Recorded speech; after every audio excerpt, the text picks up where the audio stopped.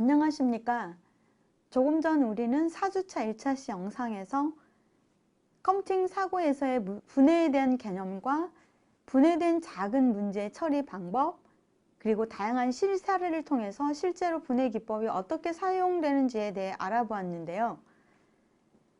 이번 영상에서는 컴퓨터 공학의 문제 해결에서 아주 많이 사용되고 있는 분할 정복 알고리즘에 대해서 알아보도록 하겠습니다. 그리고 실제로 분할 정복 알고리즘이 적용될 수 있는 예제에 대해서도 살펴볼 예정입니다. 분할 정복, 영어로는 divide and conquer인데요. 간단히 말하면 나누어서 정복한다는 뜻이죠.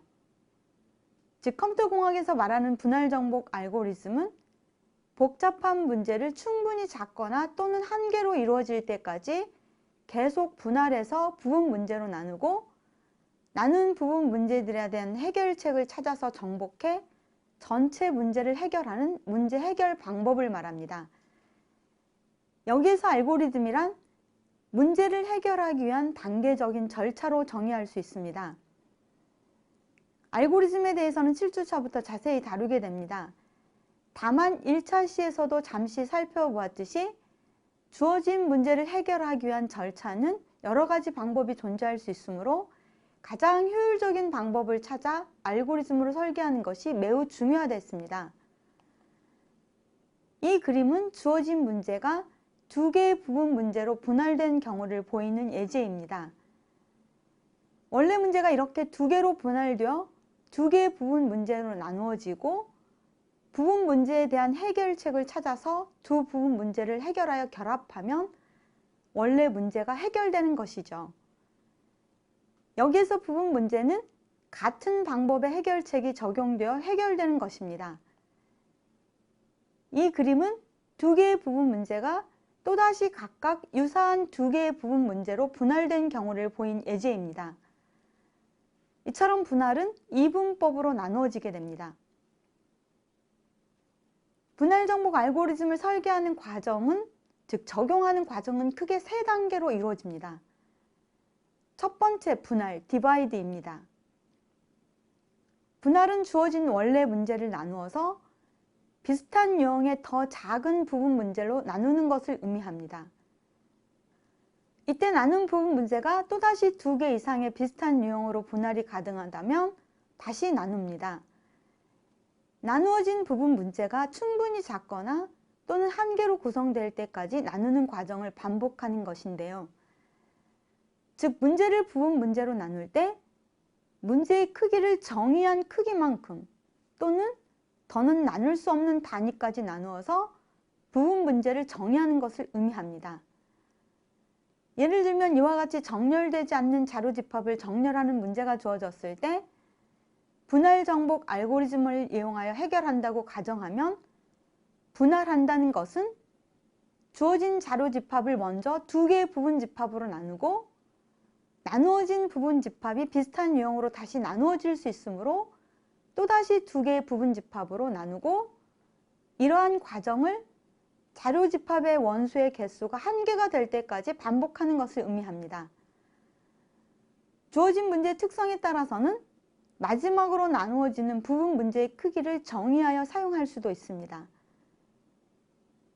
두 번째 단계는 정복, 컨커입니다.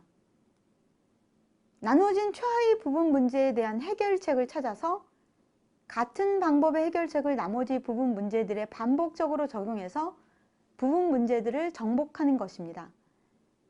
그리고 마지막 단계에서 해결된 부분 문제들을 결합, 컴바인하면 주어진 원래 문제가 해결되는 것인데요. 여기에서 정복과 결합이 동시에 이루어지는 경우도 있습니다. 여기에 있는 예제에서 분할된 부분 문제를 정복한다는 것은 한 개로 나누어진 최하위 부분 문제 15와 6을 정렬하는 방법을 찾아서 6과 15로 정렬합니다. 그리고 나머지 모든 부분 문제에도 같은 방법의 해결책을 적용하면 전체가 정렬되는 것이죠. 이 문제가 바로 정복과 결합이 동시에 이루어진 경우입니다. 분할 정복 알고리즘의 유래에 대해서 잠시 살펴보면 19세기 초에 나폴레옹 황제가 아우슈비츠 전투에서 사용한 전력에서 유래되었다고 보고 있습니다. 당시 전투의 전력은 적군인 오스트리아 러시아 연합군의 군사가 프랑스 군사보다 15,000명 정도가 더 많았다고 합니다. 그렇게 수적으로 열세하였음에도 불구하고 적군을 중앙에서 공격해 적의 병력을 둘로 갈라놓는 전략을 사용함으로써 결국은 크게 승리하게 되고 나폴레옹의 빛나는 승리 중 하나로 꼽히는 전투가 됩니다. 즉 적을 둘로 나누어 정복한 것에서 유래한 것이죠. 분할 정복 알고리즘은 탐색과 정렬에서 아주 많이 사용됩니다. 대표적인 예로는 이진 탐색, 버켓 정렬과 합병 정렬, 그리고 빠른 정렬 등에서 사용되는데요. 수학 문제에서도 팩토리얼과 피보나치 수열 계산, 거듭 제곱 연산과 히스토그램 문제 해결에 사용되는 기법입니다. 일상생활에서도 잃어버린 물건을 찾는다든지 숫자 추측 게임을 한다든지 또는 최대값, 최소값을 찾는 문제 등 다양한 문제에서 응용되어 사용되고 있는 알고리즘입니다. 여기에서는 이진 탐색과 버켓 정렬, 그리고 합병 정렬에서 분할 정복 알고리즘이 어떻게 사용되는지에 대해 좀 더 자세히 살펴보고 실생활 문제에서 분할 정복 알고리즘이 실제로 어떻게 활용될 수 있는지에 대해 응용 문제를 통해서 알아보도록 하겠습니다. 첫 번째로 이진 탐색, 바이너리 서치입니다. 분할 정복 알고리즘의 가장 대표적인 예제로 소개되는 알고리즘인데요. 여기에서 탐색이란 주어진 자료 집합에서 특정 값을 찾는 것을 의미하고 이진 탐색은 정렬된 자료 집합에서 특정 값을 찾는 알고리즘을 말합니다. 이처럼 정렬된 자료 집합에서 특정 값이 어디에 있는지 찾는 것인데요. 여기에서 25라는 숫자가 어디에 있는지 찾는다고 가정하면 어떻게 하면 좀 더 빨리 찾을 수 있을까요? 여기에서는 눈으로 볼 수 있기 때문에 눈으로 스캔하면 쉽게 찾을 수 있죠. 그러나 보이지 않는 상자 속에 숫자들이 들어있다고 가정하면 상자를 하나씩 열어서 확인할 수밖에 없는데요. 실제로 컴퓨터를 기반으로 문제를 해결할 때에도 컴퓨터 내부에 저장된 자료는 상자 속에 들어있는 숫자처럼 눈에 보이지 않습니다. 따라서 하나씩 검색해 확인해 보아야 하는데요. 어떻게 하면 빨리 찾을 수 있을까요? 누구나 쉽게 떠올릴 수 있는 가장 쉬운 방법은 첫 번째 자료부터 하나씩 차례대로 확인해 가는 것입니다. 이러한 방법으로는 10개 자료 중 25가 9번째에 존재하기 때문에 9번을 확인해 봐야 합니다. 이보다 좀 더 빨리 찾을 수 있는 방법은 없을까요? 여러 가지 방법이 있을 수 있습니다. 하나의 방법이 바로 분할 정복 알고리즘을 사용하는 이진 탐색 방법인데요. 이진 탐색의 탐색 절차는 다음과 같습니다. 우선 먼저 1단계에서는 자료 집합의 원소 개수를 확인합니다. 주어진 예제는 10개이죠. 그리고 2단계에서는 자료 집합에 있는 중간값을 찾습니다. 여기에서는 5번째에 있는 11인데요. 자료 집합의 개수가 11개인 경우에는 6번째에 있는 값이 중간값이 됩니다. 그리고 3단계에서는 탐색값과 중간값을 비교합니다. 여기에서 중간값과 탐색값이 같으면 탐색이 성공한 것이기 때문에 자료의 위치를 확인하고 탐색을 종료하면 됩니다. 만약 탐색값과 중간값이 같지 않으면서 자료 집합의 원소 개수가 1개이면 탐색값이 자료 집합에 없는 경우로 탐색은 실패하고 종료가 됩니다. 만약 이때 자료 집합의 원소 개수가 1보다 크면 자료 집합을 중간값을 중심으로 왼쪽, 오른쪽 2개의 부분 집합으로 다시 나눕니다. 그리고 만약 탐색값이 중간값보다 작으면 앞부분에 있는 왼쪽 부분 집합에서 중간값 찾기를 다시 반복 수행합니다. 만약 탐색값이 중간값보다 크면 뒷부분에 있는 오른쪽 부분 집합에서 앞에서와 같은 작업을 수행하면 됩니다. 25를 찾는다고 가정하면 탐색 과정은 이와 같습니다. 찾고자 하는 탐색값 25가 중간값 11보다 크므로 왼쪽 부분 집합에는 존재하지 않는 것이고, 그래서 왼쪽 부분 집합과 중간값은 버리고 오른쪽 부분 집합에서 다시 중간값을 찾습니다. 여기에서 중간값은 19인데요. 탐색값 25보다 작으므로 왼쪽 부분 집합과 중간값은 버리고 다시 오른쪽 부분 집합에서 중간값을 찾습니다. 그 다음 중간값은 25가 되는데요. 여기에서 바로 탐색값과 중간값이 같게 되므로 탐색은 성공하고 종료가 되는 것이죠. 즉, 세 번의 탐색 작업으로 25가 어디에 있는지 찾게 된 것인데요.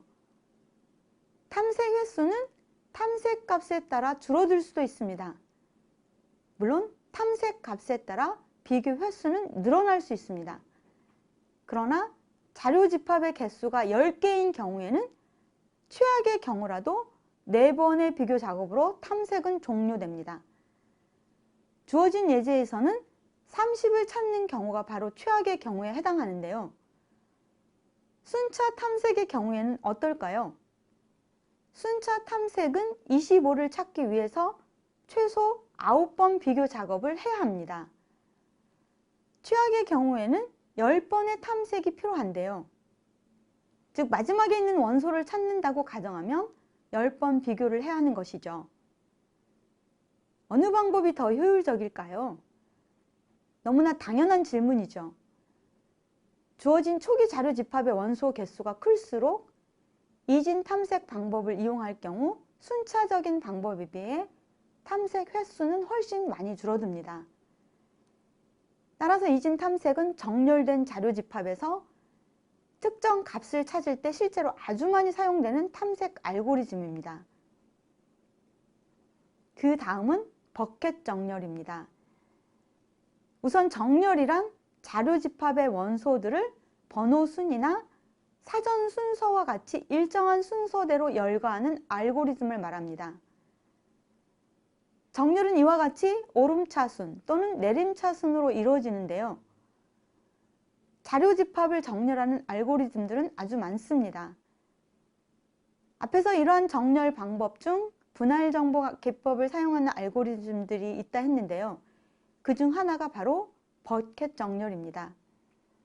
버켓 정렬은 특정 범위의 값들이 균일하게 분포되어 있을 때 주로 사용됩니다.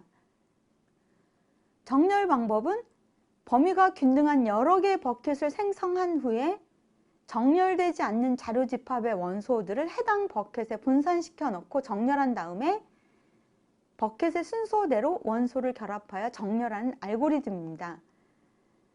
좀 더 자세히 살펴보면 정렬되지 않은 자료 집합의 원소들을 균등하게 나누어 나눈 수만큼의 버켓을 준비합니다. 예를 들어 이와 같이 정렬되지 않는 자료 집합이 있는 경우에 0에서 9 사이의 숫자가 4개, 10에서 19 사이의 숫자도 4개, 그리고 20에서 29 사이의 숫자가 3개로 균등하게 분포되어 있으므로 자료 집합의 범위를 10으로 해서 이처럼 3개의 버켓을 준비합니다. 그리고 두 번째 단계에서 자료 집합에 있는 숫자들의 숫자 범위에 해당하는 버켓에 분산하여 넣습니다. 15는 두 번째 버켓에, 7은 첫 번째 버켓에 들어가게 되는 것입니다.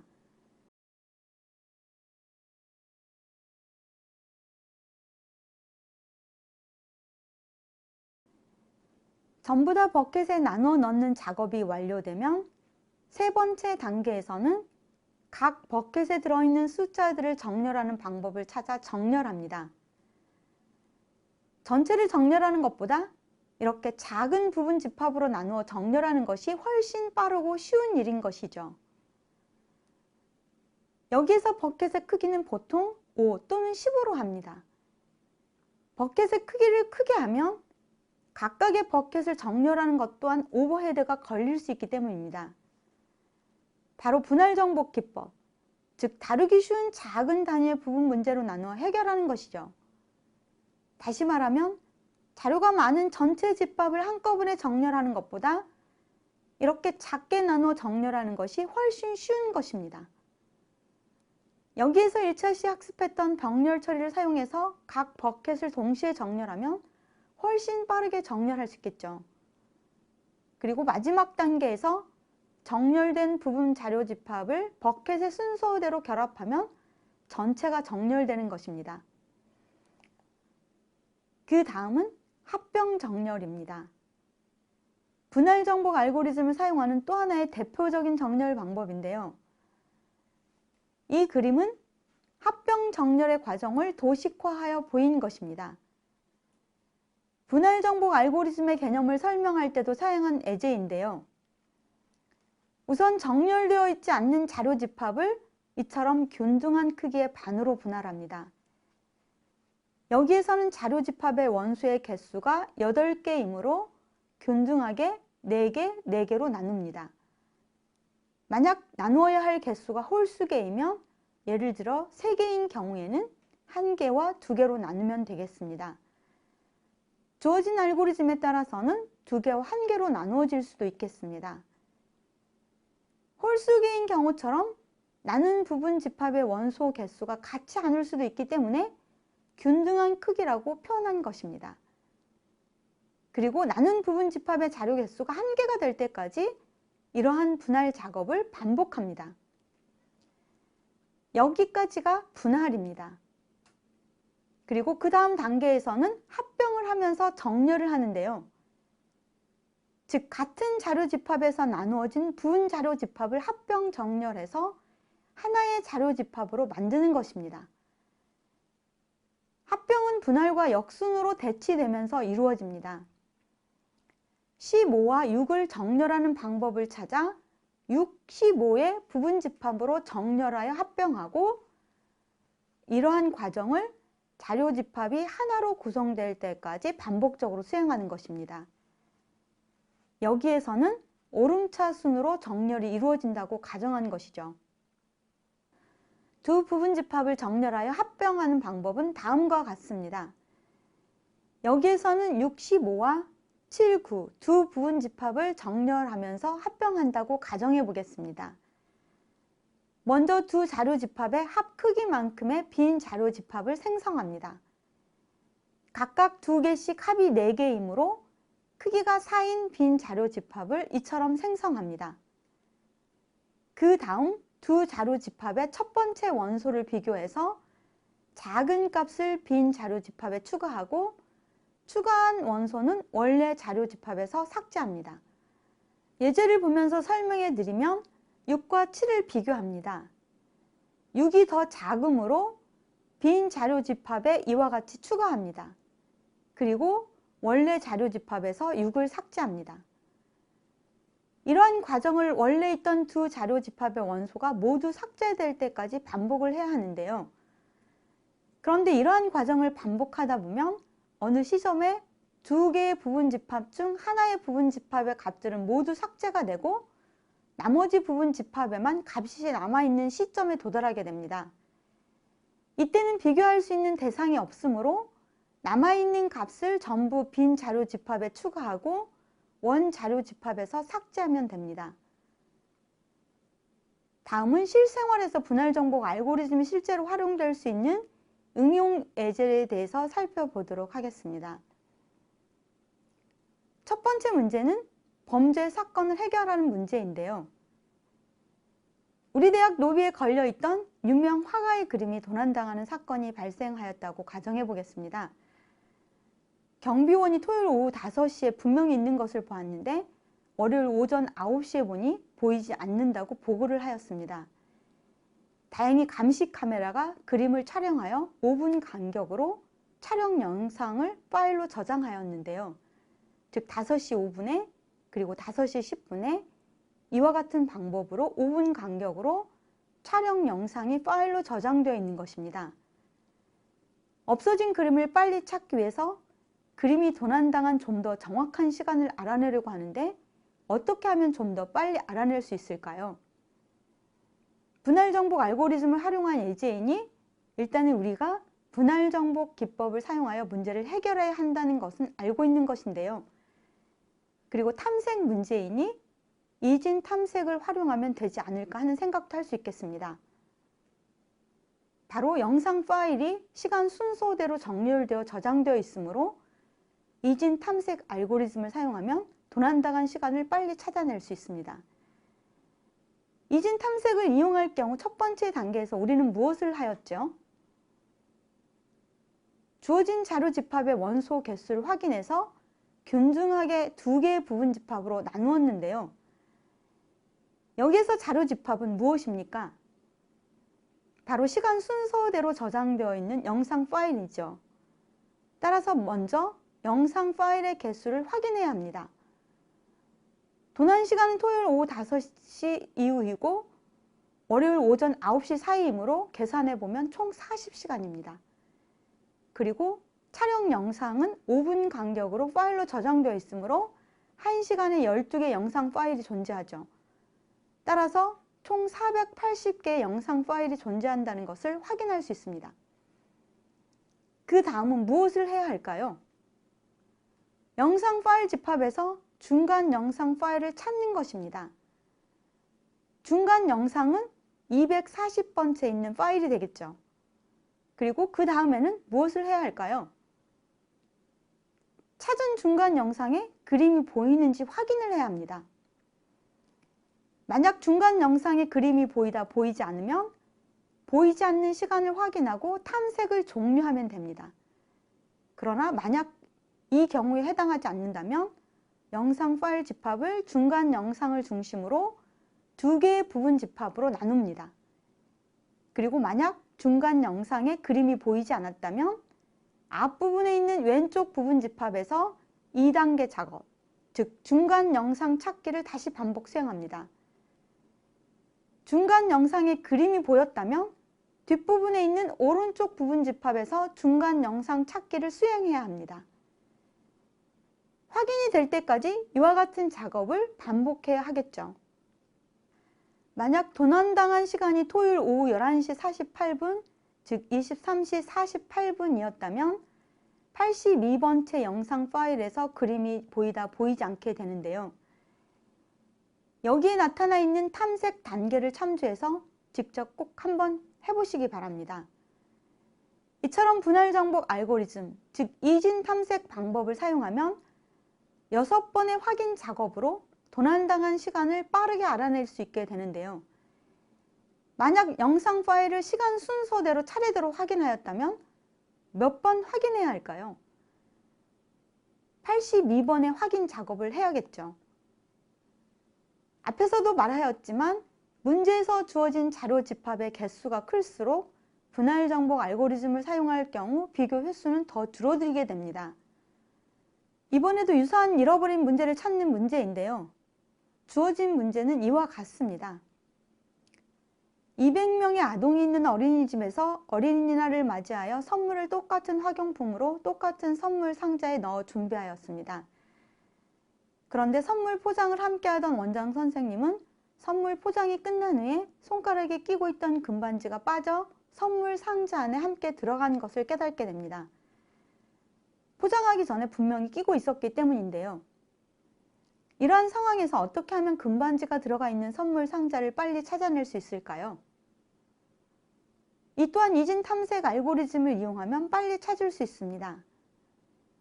그러나 선물이 포장되어 있으니 중간에 있는 선물을 찾아 포장을 풀어야 하는 번거로움을 줄일 수 있는 다른 해결 방법을 생각해 보도록 하죠. 이진 탐색 알고리즘을 좀 변형해 보는 것입니다. 일단 선물 꾸러미를 두 개 그룹으로 균등하게 나누어 봅니다. 우리는 어떻게 반으로 나눈 두 개 그룹 중 어느 쪽에 금반지가 있다는 것을 알 수 있을까요? 금반지는 선물 상자 안에 들어있어 보이지 않죠. 이 문제를 푸는 열쇠는 바로 무게입니다. 선물은 똑같은 학용품을 똑같은 선물 상자에 포장하였다 했죠. 그러므로 두 그룹의 무게를 비교해보면 금반지가 있는 쪽이 더 무겁겠죠. 그런데 무게를 측정하기 위해서는 도구, 즉 저울이 필요합니다. 일반 저울로도 가능하지만 양팔 저울이면 더 적합할 수 있겠죠. 물론 어린이집에 저울이 없을 수 있겠습니다. 그러나 여기에서는 문제를 해결하는 핵심적인 요소만을 생각하도록 하겠습니다. 양팔 저울이 있다고 가정하면 선물이 총 200개이니 균등하게 반으로 나누어 이렇게 100개씩 양팔 저울에 올린 다음에 무게를 비교합니다. 저울이 왼쪽으로 기울어졌을 때 금반지는 어느 쪽에 있을까요? 무거운 쪽으로 기우는 왼쪽 저울 받침 위에 있는 선물 상자 안에 있겠죠. 그러면 그 다음은 무엇을 해야 할까요? 기우는 쪽 선물 상자를 다시 반으로 나누어 무게를 비교해야 하겠죠. 그리고 이러한 작업을 언제까지 반복해야 할까요? 저울 받침 위에 있는 선물 상자가 각각 1개가 될 때까지 반복을 해야 합니다. 즉 각각 1개가 있을 때 기우는 방향에 있는 선물 상자 안에 금반지가 들어있는 것입니다. 이러한 방법을 사용할 경우 한 번만 선물 포장을 풀면 되는 것이죠. 이때 나누어야 하는 선물 상자의 개수가 홀수 개이면 어떻게 해야 할까요? 반지가 없는 것으로 판별된 선물 상자 하나를 가져와 사용하면 되겠습니다. 이와 같이 이진 탐색 알고리즘은 주어진 문제의 상황에 따라 조금씩 변형되어 사용될 수도 있습니다. 원래 선물 상자가 200개가 있을 때 이와 같은 방법으로 탐색을 하면 몇 번의 비교 작업으로 금반지를 찾을 수 있을까요? 여러분이 각자 계산해 보시면 8번만 비교하면 찾을 수 있다는 것을 알게 됩니다. 그런데 순차적인 방법으로 일일이 하나씩 열어서 확인한다면 몇 번을 확인해 보아야 할까요? 최악의 경우에는 200번을 해야 합니다. 물론 운이 좋으면 한 번만 확인해도 찾을 수 있겠죠. 그렇지만 우리는 최악의 경우를 생각해야 하므로 분할 정복 기법을 사용하는 것이 훨씬 더 효율적이라는 것을 알 수 있습니다. 이 밖에도 분할 정복 알고리즘을 사용하는 것은 앞에서도 언급하였듯이 수학 문제의 팩토리얼과 피보나치 수열 계산, 히스토그램 문제에서도 사용되고 숫자를 추측하는 게임을 한다든지 또는 주어진 자료 집합에서 최대값, 최소값을 찾는다든지 등 다양한 문제에서 응용되어 사용될 수 있습니다. 이번 영상에서 우리는 컴퓨터 공학의 문제 해결에서 아주 많이 사용되고 있는 분할 정복 알고리즘에 대해 알아보았고 몇 가지 예제도 함께 살펴보았습니다. 그리고 분할 정복 알고리즘을 사용할 수 있는 문제인 경우에는 이를 사용하면 주어진 문제를 훨씬 효율적으로 해결할 수 있음도 알게 되었습니다. 즉 분할 정복 알고리즘을 이용하여 복잡한 문제를 작은 단위의 부분 문제로 나누어 해결하면 문제 해결이 쉬울 뿐만 아니라 빠르고 효율적으로 문제를 해결할 수 있다는 것을 알게 된 것인데요. 따라서 문제를 분석하고 이해하여 이를 알기 쉬운 단위의 문제로 나누어 구조할 수 있는 사고 능력인 컴퓨팅 사고의 분해는 문제 해결을 위한 아주 중요한 사고 능력인 것입니다. 컴퓨터 프로그래밍 교과를 수강할 때 이러한 사고 과정을 통해 프로그래밍을 하는, 즉 코딩하는 연습을 하시면 훨씬 쉽게 효율적인 방법으로 문제를 해결할 수 있을 것입니다. 1차 시와 마찬가지로 분할 정복 알고리즘과 관련된 보조 학습 읽기 자료와 동영상 자료가 강의 사이트에 안내되어 있으니 꼭 활용하시기 바랍니다. 4주차 2차 시 영상 후에는 퀴즈가 있습니다. 중간고사가 없기 때문에 매 주차마다 퀴즈가 있는데요. 반드시 기간 내에 응시해서 불이익이 없도록 하시기 바랍니다. 그리고 과제도 확인해서 기간 내에 과제 게시판에 업로드하여 제출하여 주시기 바랍니다. 이 밖에도 학습 내용이나 퀴즈, 과제 등과 관련한 학습자 활동 지원을 위해서 질의응답 게시판도 운영하고 있으니 지르시 활용하시면 되겠습니다. 다음 주차에는 다른 교수님께서 패턴 인식에 대해 강의하시게 됩니다. 유익한 시간 되시기 바랍니다. 수고 많으셨습니다. 감사합니다.